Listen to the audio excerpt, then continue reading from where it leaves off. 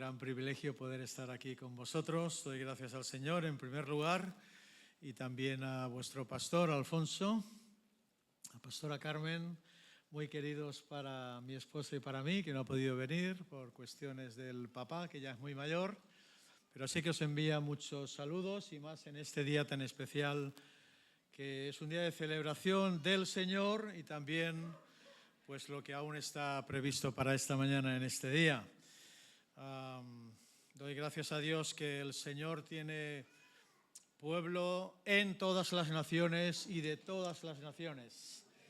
Y así es la Iglesia, eso es la Iglesia, ¿sí? Somos un mismo cuerpo, el Señor nos unió en Cristo y somos lo que somos solamente por la gracia de Dios. Y es un privilegio también conoceros, ya algunos os conozco, con algunos he caminado un poquito, pero otros no, así que es un placer, como digo, estar con vosotros esta mañana. Bueno, traigo también saludos de nuestra iglesia en La Buena Nueva. Ahí hace un rato he tenido la escuela dominical de adultos, dando el libro de Job. Y digo, bueno, voy corriendo para allá para una celebración, así que vamos de celebración en celebración. Bueno, Dios me ha dado la oportunidad en su gracia de poderlo conocer desde niño. ¿Cuántos han tenido el privilegio de conocer a Cristo desde niños? A ver, levanta tu mano.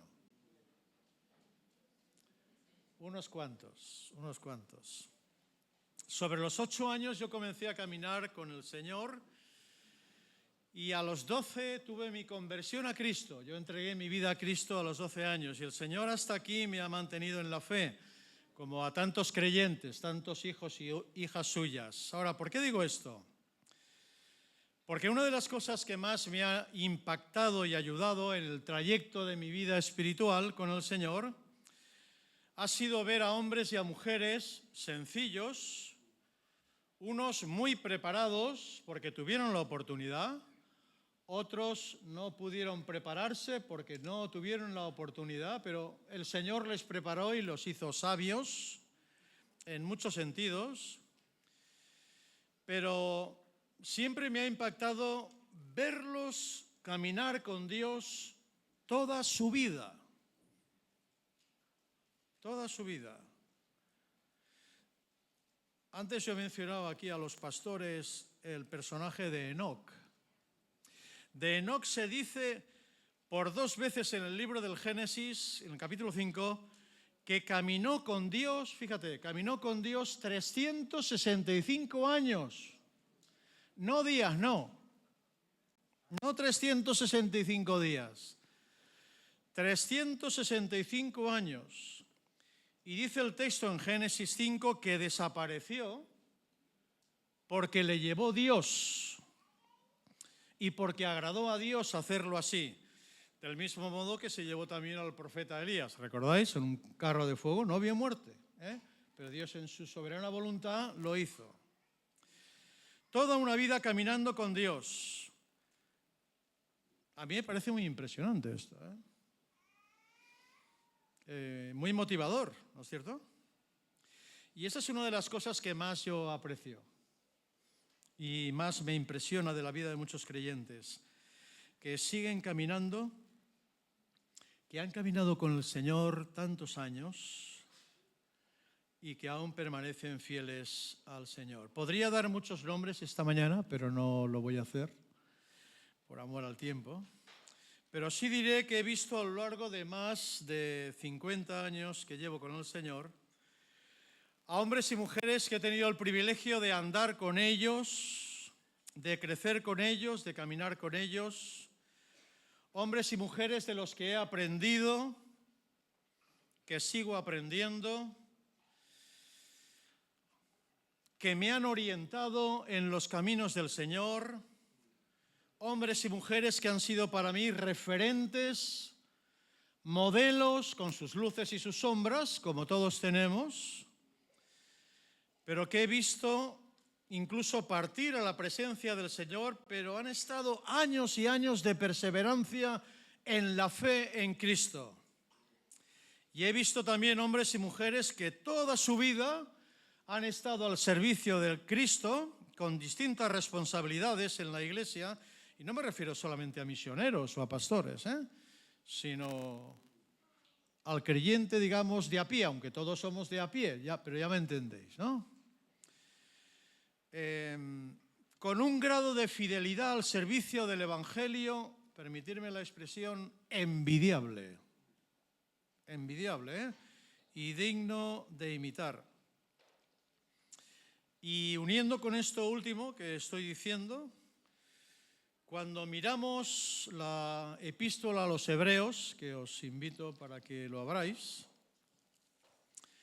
esta es una carta o un libro que se dirige a unos hermanos que necesitaban ánimo y necesitaban estímulo para seguir perseverando y siendo fieles a Dios. Y qué interesante meditar en esta carta, porque a estos hermanos se les dan dos razones muy importantes para seguir perseverando en la fe en Cristo, para que no desmayen a pesar de las dificultades y del precio que están pagando algunos por causa de seguir al Señor. La primera y principal razón es, como no podía ser de otra manera, el ejemplo de Cristo. La primera razón para animar a esos creyentes, el ejemplo de Cristo. Dice ahí en capítulo 5 de la carta a los Hebreos, un texto, bueno, toda la carta es una maravilla, pero dice en el versículo 7, Hebreos 5:7, y Cristo, en los días de su carne, ofreciendo ruegos y súplicas con gran clamor y lágrimas al que le podía librar de la muerte, podemos tener la imagen del Getsemaní, Ahí el Señor estaba con gran clamor y lágrimas. Dice que fue oído a causa de su temor reverente. Ahora, nota el 8. Y aunque era hijo, por lo que padeció, aprendió la obediencia. Voy a decirlo de otra manera. Y aunque era hijo, por lo que padeció, aprendió que obedecer cuesta. ¿Se entiende eso? Sí, se entiende. Y luego más adelante, en el capítulo 12, es un texto que conocemos muy bien, se nos dice ahí, en el versículo 2 del capítulo 12 de Hebreos, puestos los ojos en Jesús, es decir, fijos los ojos en Jesús, pionero, iniciador de todo el plan de salvación, como el primero en salir y el primero en llegar, en esta carrera en la que nos ha metido, ¿no? Y dice que fue consumador de la fe. Y dice el texto, lo leo en otra versión, el cual por la dicha que le esperaba, estoy en Hebreos 12:2, o por el gozo que le esperaba, que éramos todos nosotros, hemos sido gozo del Señor hace mucho, antes de que nosotros incluso naciéramos. Dice, sobrellevó la cruz despreciando la vergüenza, la deshonra, y se sentó a la derecha del trono de Dios. Primero la cruz, primero la vergüenza, primero el desprecio a causa de nosotros y después la gloria. Algunos quieren al revés. Buscan la gloria sin sufrimiento. Y si ese es el camino que has elegido, te equivocaste. Porque primero va el sufrimiento. Cuando sufrimos por Cristo, el Señor nos da aquello que Él quiere para nosotros.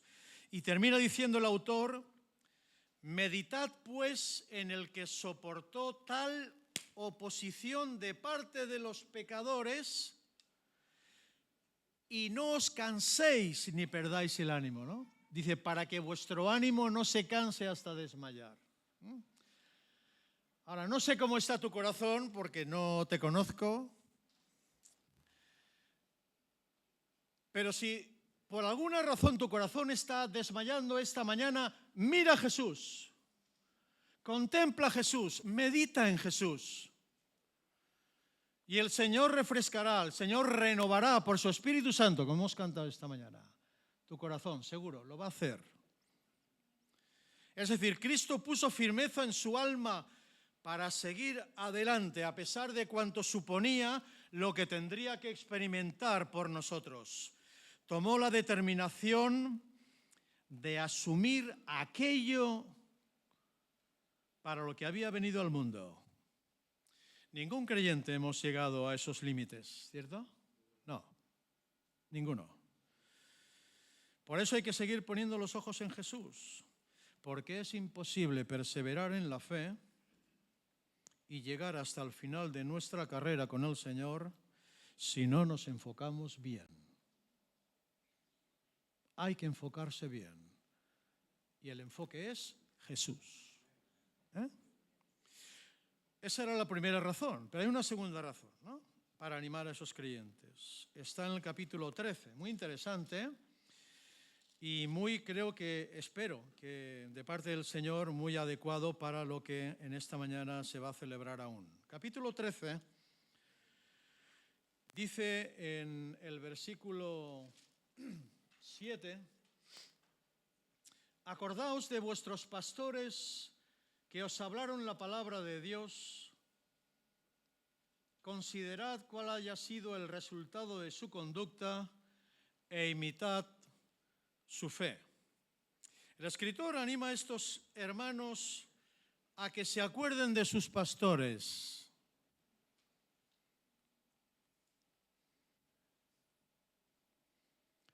Porque nuestros pastores, Dios los ha usado para tocar nuestras vidas, ¿cierto? Acordaos de vuestros pastores que os hablaron, ¿qué cosa? La palabra de Dios. Mira, yo siempre he dicho, la iglesia donde el Señor me ha permitido ministrar muchos años, si yo invito a un predicador que se suba al púlpito y nos entretiene a los hermanos, ese predicador no va a subir más al púlpito. Porque no estamos aquí para que nos entretengan. No buscamos entretenimiento, ¿o sí? No. Venimos con necesidad, con sed de Dios, con hambre del amor de Cristo, del amor de los hermanos, de la palabra de Dios, de la comunión. Traemos a nuestros hijos para que crezcan en el Señor. Y ahí están nuestros pastores que nos ministran, que se preocupan, que lloran con nosotros, que se sacrifican, y que llegan mucho más lejos de sacrificio, de cosas que ni imaginamos. Pero cuando son llamados por el Señor, entonces se convierten en un buen referente para hombres y mujeres sencillos como nosotros. Entonces dice, acordaos de vuestros pastores, considerar cuál haya sido el resultado de la conducta, porque a los pastores también se nos ve, e imitar su fe, les dice el autor, ¿no? Es decir, la conducta de servicio que habían tenido aquellos pastores de aquellas iglesias, porque algunos ya no estaban ya con el Señor, ¿no? El cómo habían expuesto con verdad y fidelidad la palabra de Dios. La fidelidad mostrada con la iglesia debía de convertirse para ellos en una referencia de estímulo para continuar siguiendo y sirviendo a Jesús. Todas esas cosas. Con estas palabras, el Señor en esta carta no pretendía elevarlos a los altares. Esto es muy importante, hermanos. Quiero subrayarlo. Cuando dice estas palabras que hemos leído, el Señor no está pretendiendo subir a los altares a nadie. Esto es una analogía, es una metáfora, ¿se entiende? ¿Sí? Quiero que ustedes me entiendan. Sino mostrar que han sido ejemplos de fidelidad, de servicio y de compromiso con el Señor y con la Iglesia durante muchos años. Hebreos 3 dice que Moisés fue fiel en toda la casa de Dios. Y a continuación dice, y Cristo también, ¿no?, como hijos sobre su casa, que somos nosotros. Nosotros somos la casa de Cristo, la casa de Dios, donde Él fue fiel con todo lo que hizo. Aquellos pastores habían expresado con sus vidas el espíritu y la entrega que el mismo Señor Jesucristo enseñó a sus discípulos. Me acompañan un momento al capítulo 22 del Evangelio de Lucas. Lucas 22, versículo 27, dice el Señor Jesús a los suyos, Lucas 22, 27, porque ¿cuál es el mayor? ¿El que se sienta a la mesa o el que sirve? No es el que se sienta a la mesa. Ahora, fíjate en estas palabras, Mas yo estoy, dice Cristo, entre vosotros, ¿como quién? Como el que sirve. Vamos a decirlo otra vez. Mas yo estoy entre vosotros como el que sirve. Bueno, una pregunta muy aguda de Jesús, ¿no? ¿Cuál es el mayor?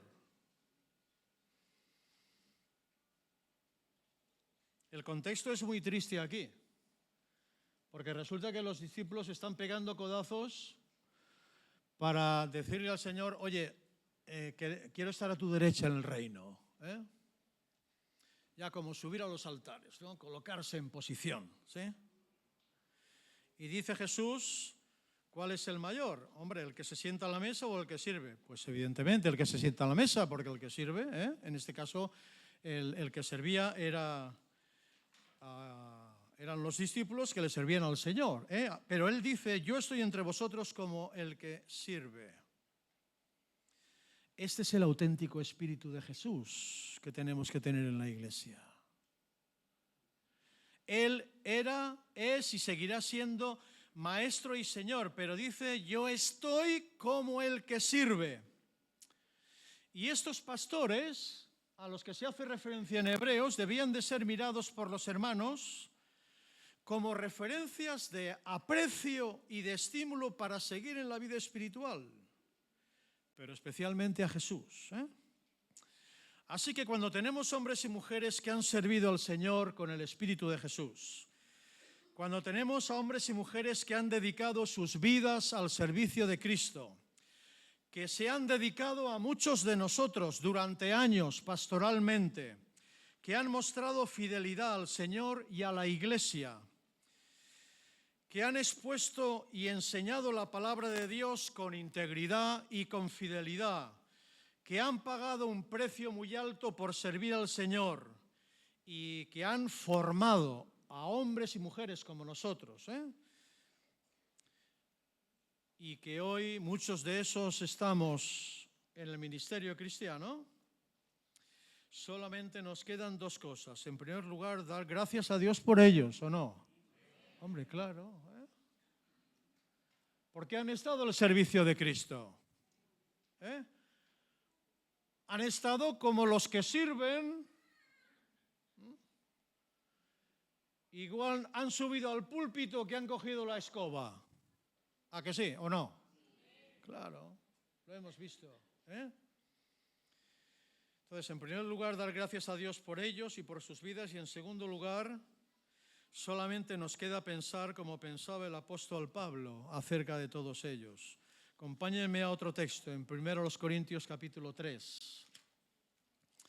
Capítulo 3. ¿Hasta aquí me siguen? ¿Sí? 1 Corintios 3.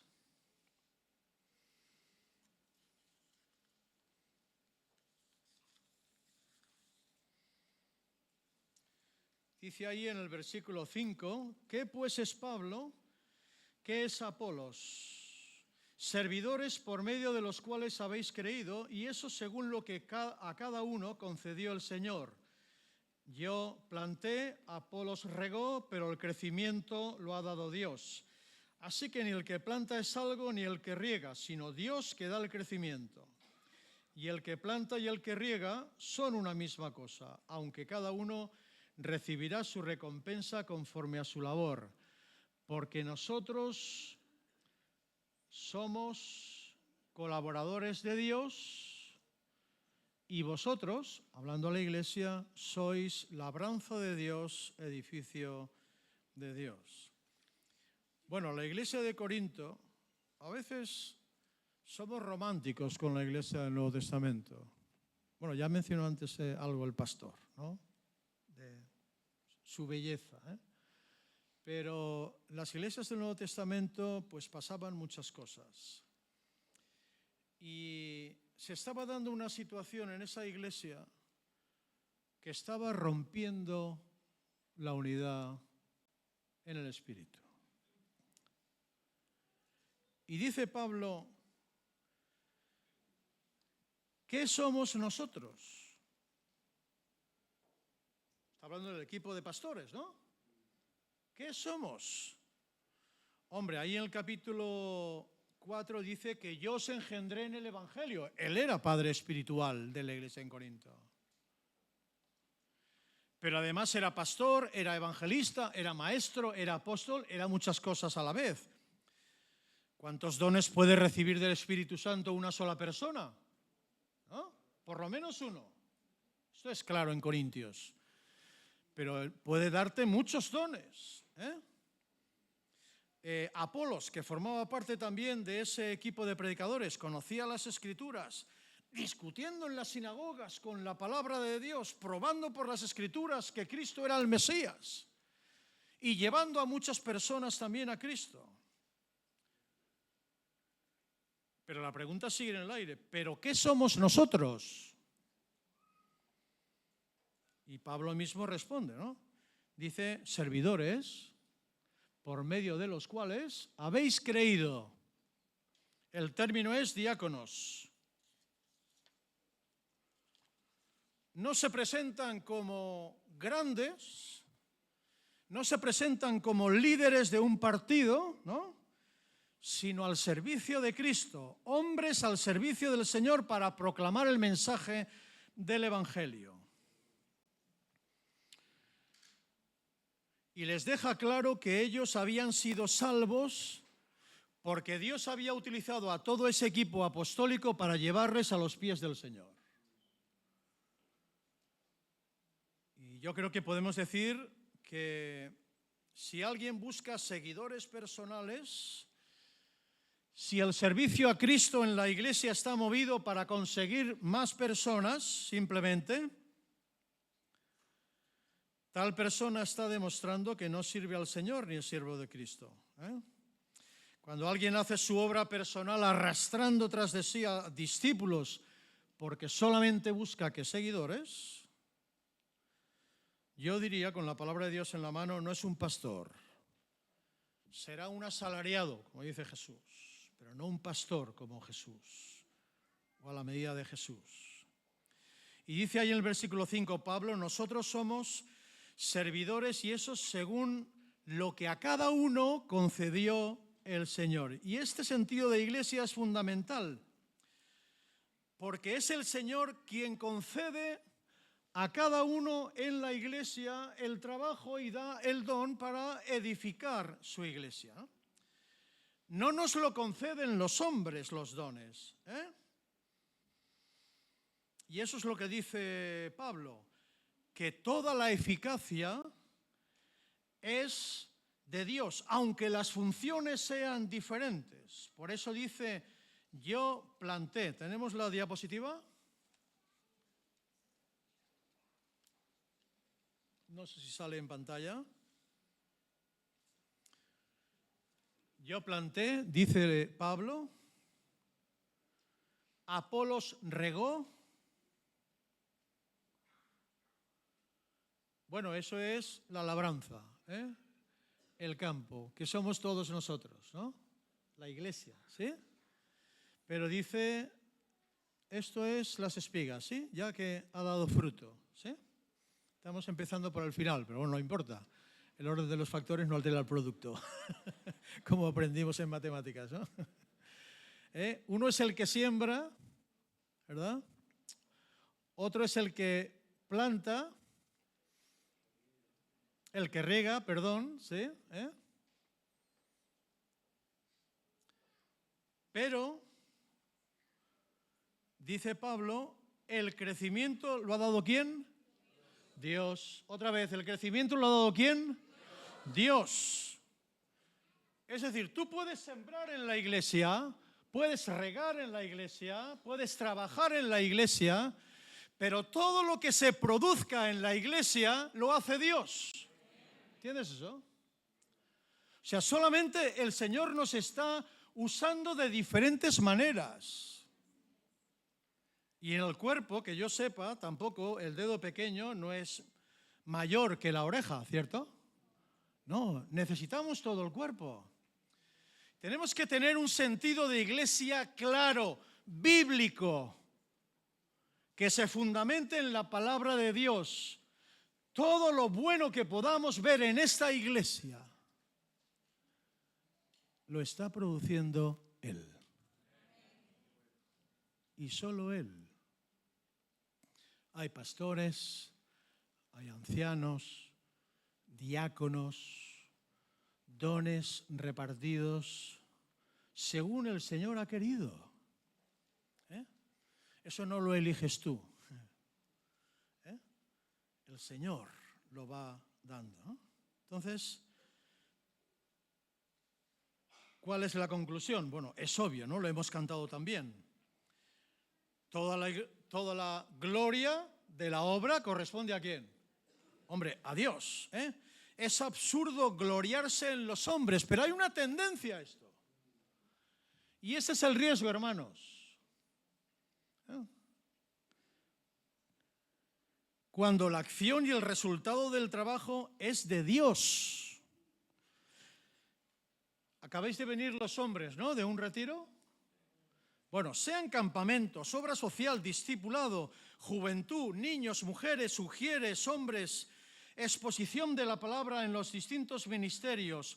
Si eso crece, déjame decirte con la autoridad que me da el Señor, no te lo debemos a ti.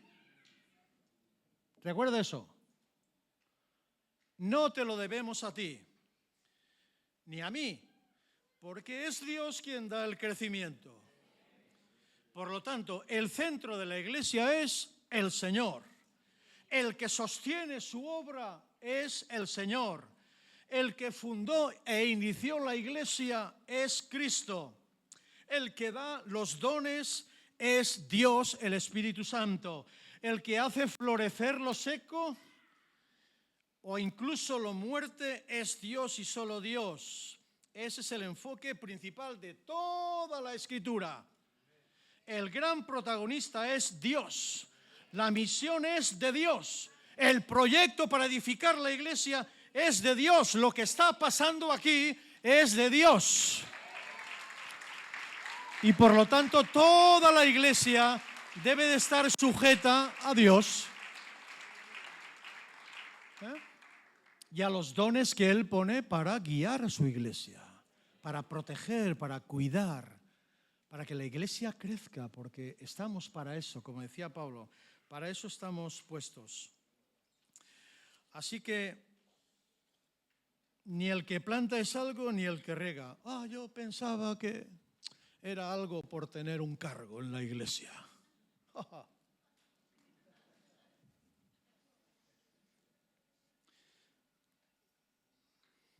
No sé si puedes decir eso. Me toca, soy el que planta, pero ni el que planta es algo, ni el que riega, sino Dios que da el crecimiento. Y el que planta y el que riega son una misma cosa. Aunque cada uno recibirá su recompensa conforme a su labor. Atención. Es así, ¿eh? Qué interesante y profundo, ¿no? Dice, así que ni el que planta ni el que riega es algo. Eso suena un poco fuerte, ¿no? Porque, hombre,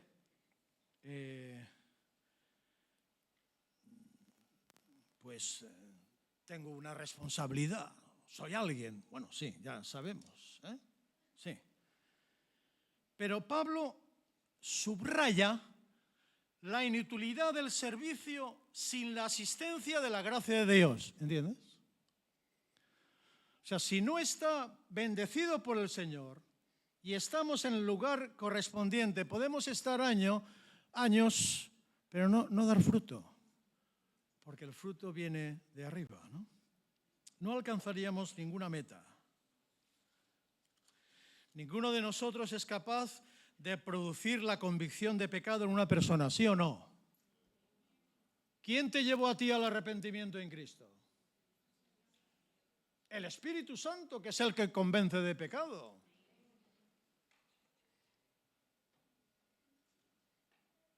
¿Quién puede dar fe a los que escuchan?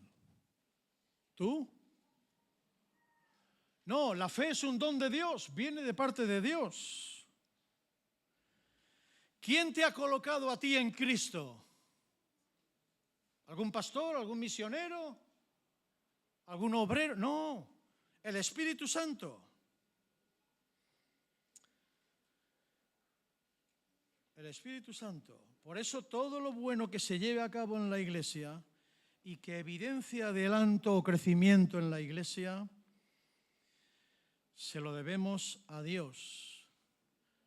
Porque hay hombres y mujeres sencillos como los que estamos aquí sentados, que somos la labranza de Dios, que somos, la figura es preciosa, somos la hacienda de Dios. Entonces, los diferentes ministerios lo que hacen es plantar, sembrar, trabajar en nuestras vidas. ¿Para qué? Para que demos fruto, para que toda esa hacienda prospere y florezca. Pero quien realmente, aun con el sol y el agua que pueda llegar, ¿no?, solamente el poder del Espíritu Santo puede hacer florecer la Iglesia, ¿no? Eso es lo que somos. Eso es identidad cristiana. Eres labranza de Dios. Y los que están invirtiendo en tus vidas o han invertido, es su responsabilidad. Sí, los pastores, los maestros, todos esos, ¿eh? Estamos invirtiendo también con niños, con jóvenes. Todo ese trabajo que se está haciendo en ese sentido. Ahora, dice, y ya concluyo, que cada uno recibirá recompensa conforme a su labor. Y esto es muy importante. Porque esa recompensa que no se dice qué es interesante, ¿no? No se dice qué es. No se basa en los talentos o en los dones que un creyente tiene. ¿Por qué? Porque no hay nada que tengamos que no hayamos recibido. ¿Entendéis? Por pequeño que nos pueda parecer, no hay nada que tengamos que no hayamos recibido. Ni tampoco esa recompensa de la que habla aquí el Señor se basa en el éxito.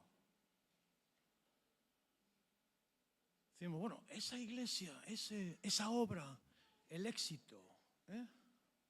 A veces nos deslumbra esto, ¿no? Diferentes dones, ¿no?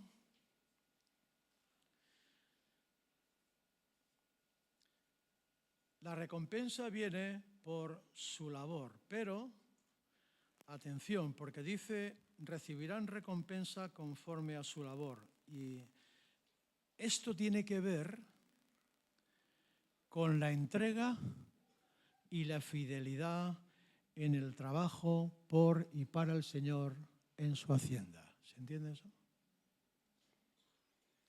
Por la fidelidad y la entrega en su trabajo. De tal forma que eso coloca al servidor más humilde al mismo nivel que el más elevado. Lo estoy diciendo mal porque no me gustan estas diferencias, ¿no? No podemos hablar en estos términos, ¿eh? Porque entonces establecemos diferencia al estilo de los hombres de Dios, ¿no? Dios no evalúa la cantidad de trabajo, tiene en cuenta, ¿no?, o la dimensión del trabajo hecho, que sin duda tiene un valor y Dios lo ve y lo sabe, sino que evalúa la disposición, evalúa la entrega y evalúa la fidelidad y cómo se ha realizado para Él. Por eso muchos silenciosos y hermanos que pasan desapercibidos, a veces hay creyentes que pasan desapercibidos. a lo mejor reciben más recompensa que otros que han sido aplaudidos. ¿Me explico? Porque no tiene que ver con cantidad, sino con fidelidad. Muchas veces quedamos impresionados por ministerios que se ven mucho o que arman mucho ruido, en buen sentido, ¿no? Y llegamos a pensar que lo que nosotros hacemos o no, que no se visibiliza tanto, como que no tiene tanta relevancia, ¿no? Que no tiene tanto caché. ¿De verdad pensamos eso?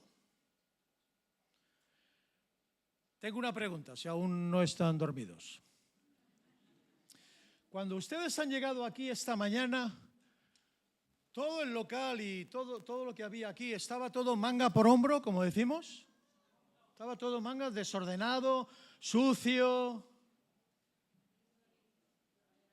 ¿O cómo lo habéis encontrado? Limpio y ordenado. Ahora, no me contestéis, una pregunta retórica.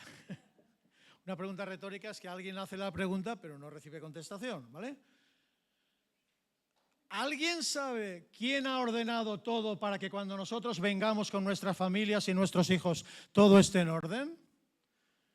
Porque a lo mejor tú no tienes ni idea, ¿eh? Claro, vienes domingo tras domingo, ¿eh? Vienes con tus hijos, ¿no? Vienes todo, pues muy bien, así trajeado, como decía mi madre, ¿no?